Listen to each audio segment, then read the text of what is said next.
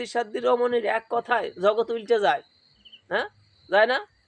সতীসাধ্যী রমণী মালাবতী দেখেন নাই?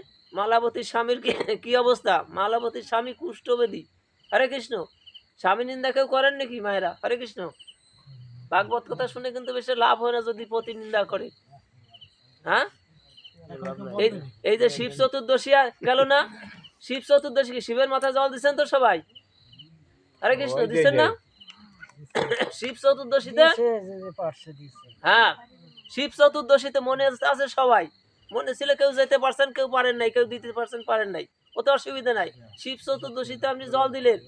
এখন ওইখানে কি হলো, দক্ষ রাজা হ্যাঁ শিবহীন যজ্ঞ করলো।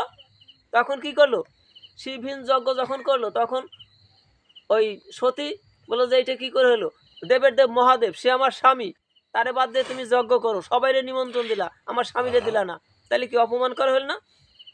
যখন দক্ষ রাজার কাছে শুনতে চাইল তখন দক্ষ রাজার আরো ওই শিবের নিন্দা করতে শুরু করলো। এখন স্বামী নিন্দা শুনে কি করলো, সতী দেহত্যাগ করলো, দেহত্যাগ করলো না?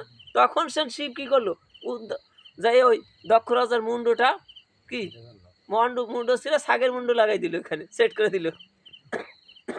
তারপরে কি করলো, ওই সতীর দেহটা নিয়ে নৃত্য করতে শুরু করলো। এক খণ্ড পড়লো কোথায়, সীতাকুণ্ডুতে, চন্দ্রনাথে। হ্যাঁ, ওইখানে যায়।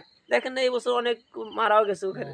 আমরা গিয়েছিলাম এখান থেকে 60 জনের মতো। হরে কৃষ্ণ। গাড়ি নিয়ে গেছিলেন? গাড়ি নিয়ে 60 জনের মতো গিয়েছিলাম। এখন আপনাদের আশীর্বাদে আমাদের সমস্ত যাত্রীরা মায়েরা সবাই সুন্দরভাবে সেইখান থেকে ফিরে আসতে পারছে, একের উপরে উঠে জল টল ঢেলে তারা সুস্থ অবস্থায় ফিরে আসতে পারছে আপনাদের আশীর্বাদে। হরে কৃষ্ণ। এখন দেখেন স্বামী নিন্দা শুনে সতী দেহ ত্যাগ করলো। এখানে শিখাই গেল যে দেখো বাবারে, মায়েদের শিখাই দিল যে সতীর ধর্ম কখনো সে প্রতিনিন্দা শুনতে পারে না, প্রতিনিন্দা শুনতে নাই। যেখানে আপনার প্রতি নিন্দা করে সেখানে কমপক্ষে আপনার ওই জায়গা থেকে সরে যেতে হবে, আর নইলে কানটা বন্ধ করে রাখতে হবে।